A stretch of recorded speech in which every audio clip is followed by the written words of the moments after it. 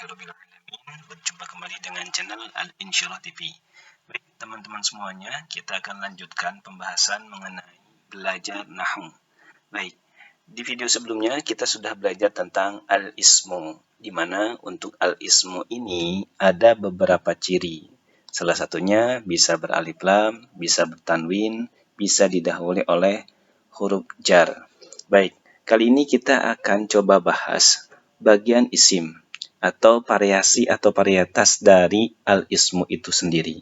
Nah, di sini kita kategorikan pembagian isim atau variasi dari isim itu berdasarkan yang pertama adalah dari jumlah. Ada yang namanya ismul mufrad. Ismul mufrad ini adalah isim atau kata dalam bahasa Arab yang menunjukkan makna tunggal. Nah, contohnya untuk perempuan misalkan muslimun.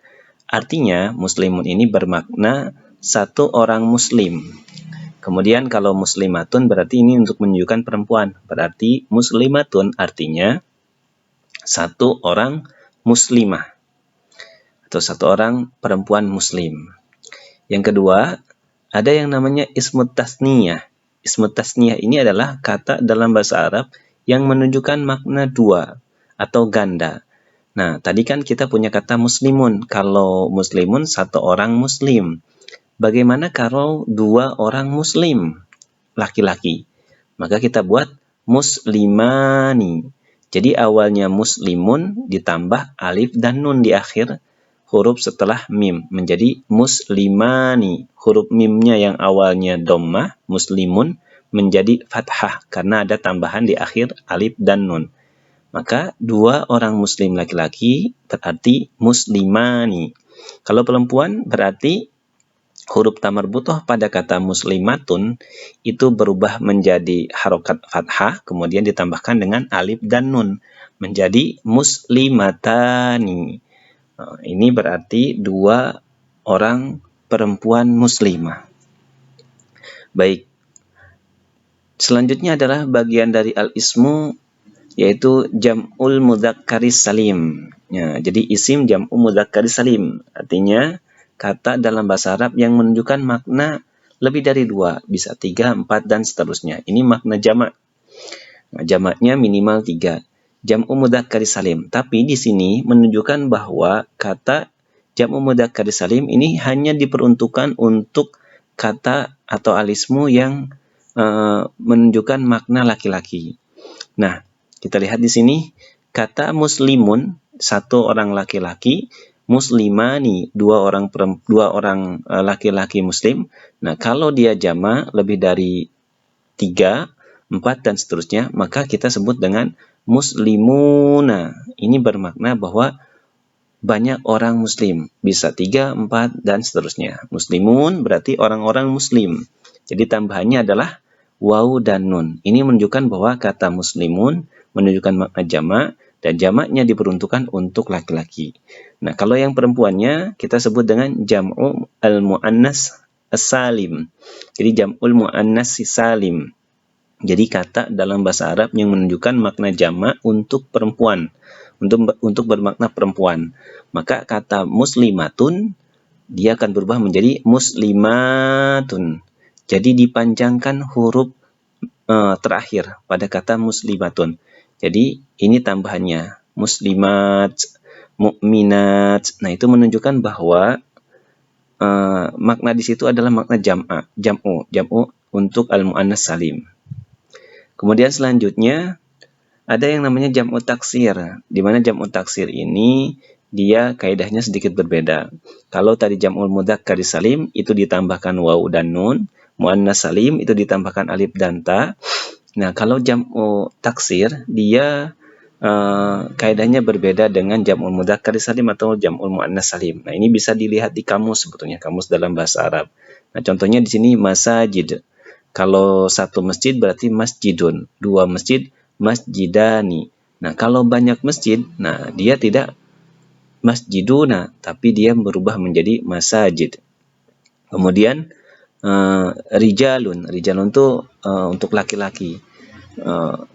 Kalau satunya berarti dia rojulun. Kalau banyak menjadi rijalun. Kemudian ada abwabun. Nah, abwabun itu untuk pintu-pintu. Kalau satu pintu berarti babun, dua pintu bani. Nah, kalau banyak pintu abwabu. Nah, selanjutnya ini tambahan untuk al-asmaul khamsah. Jadi kategori atau variasi dari al-ismu itu ada yang namanya al-asmaul khamsah. Jadi kata al-ismu yang khusus untuk 5. Ada yang pertama abu, ada yang kedua akhu, ada yang ketiga hamu, ada yang keempat fu, dan yang terakhir ada tu. Selanjutnya yang terakhir adalah al-ismul ladzi la yansharif. Jadi isim yang tidak menerima sarf. Nah, contohnya Ibrahim, kemudian Fatimah. Jadi Ibrahim itu di akhirnya akan Ibrahimu atau Ibrahima, tidak akan menjadi Ibrahimi. Begitupun Fatimah, dia bisa menjadi Fatimatu atau bisa menjadi Fatimata, tapi tidak bisa menjadi Fatimati. Nah, itu yang disebut dengan al-ismul ladzi la yansharif. Nah, ini salah satu contohnya Ibrahim dan Fatimah. Bisa juga Aisyatu atau Aisyata. Kemudian yang selanjutnya adalah al-fi'il. Nah, ini pembagian fi'il ada yang namanya fi'il madi. Fi'il atau kata kerja yang menunjukkan makna lampau, telah dilakukan. Nah, contohnya di sini kataba alima. Kataba artinya telah menulis. Alima berarti telah mengetahui. Bisa juga nasoro atau doroba. Nah, selanjutnya ada yang namanya fi'il mudhari. Fi'il mudhari ini kata kerja yang menunjukkan perbuatan sekarang dan yang akan datang. Nah, biasanya ini diawali oleh huruf mudhari'ah. Huruf mudhari'ah itu ada 4. Alif, nun, ya, ta. Atau bisa kita singkat dengan anita. Alif, nun, ya, ta. Nah, ini salah satunya kategori dari fi'il mudhari, ada yang namanya fi'il mudhari as-sahihul akhir. Nah, lihat contohnya yaktubu, ya'lamu. Jadi dia diawali oleh huruf mudhari'ahnya adalah ya. Bisa juga dengan ta, bisa juga dengan alif, bisa juga dengan nun huruf mudhari'ahnya. Yaktubu, nah, huruf mudhari'ah itu adalah huruf yang di awal pada kata yaktubu. Berarti di sini ya. Di sini pun sama ya'lamu berarti huruf mudhari'ahnya adalah ya. Nah, ini disebut dengan as-sahihul akhir. Bisa juga yadribu, yaftahu. Nah, itu sahihul akhir. Kemudian ada yang namanya mu'tal akhir. Mu'tal akhir itu adalah fi'il mudhari yang memiliki huruf ilat, huruf penyakit. Huruf penyakit itu ada 3, yaitu alif, waw, dan ya. Atau biasanya saya singkat aywa. Nah, ini contohnya yakhsha. Nah, harusnya ini yakhsha'u. Nah, tapi karena alif pada kata yakhsha itu menjadi huruf mu'tal akhir, maka kita bisa ucapkan yakhsha. Kemudian yad'u, harusnya yad'u, tapi karena waw itu menjadi huruf mu'tal, maka kita bisa sebut dengan yad'u. Kemudian yarmi, yarmi ini sebetulnya yarmiu, ya-nya di sini ini menunjukkan huruf ilat, jadi kita bisa sebut dengan yarmi. Jadi yakhsha, yad'u, yarmi itu merupakan fi'il mudhari, tapi fi'il mudhari jenisnya adalah al-mu'tal akhir. Jadi ada huruf ilat di bagian akhirnya, akhir katanya.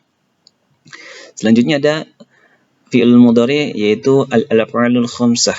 Jadi isim fi'il yang menunjuk yang 5. Salah satunya di sini yaktubuna, taktubuna, yaktubani, taktubani, taktubina. Nah, ini menunjukkan bahwa al-af'alul khamsah itu untuk kata kerja dengan pelaku yang jamak. Yaktubuna ini jamak, yaktubani juga sama, ini walaupun di atasnya tapi bisa kita sebut dengan jamak karena lebih dari 1. Taktubani, taktubina. Nah, ini untuk fi'il mudhari al-af'alul khamsah bagian sahihul akhir. Al-af'alul khamsah. Nah, kata taktubina di sini ini pelakunya dia tidak jamak. Jadi ini khusus untuk taktubina. Kemudian selanjutnya fi'il amr. Fi'il amr ini kata kerja dalam bahasa Arab yang menunjukkan perintah. Nah, contohnya sini uktub, tulislah oleh engkau. I'lam, ketahuilah olehmu. Iqra, bacalah olehmu. Nah, ini bagian-bagian dari fi'il. Jadi hanya ada 3, fi'il madhi, fi'il mudhari, dan fi'il amr. Nah, selanjutnya tambahan untuk al-ismu.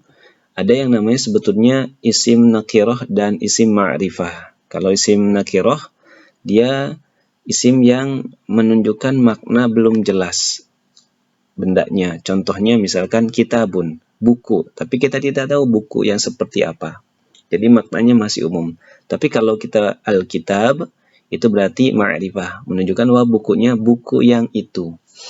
Nah, ismud domir. Nah, ismud domir bagian dari isim ma'rifah. Nah, saya tidak bahas isim ma'rifahnya atau nakirohnya, tapi lebih ke arah penambahan dari kategori al-ismu.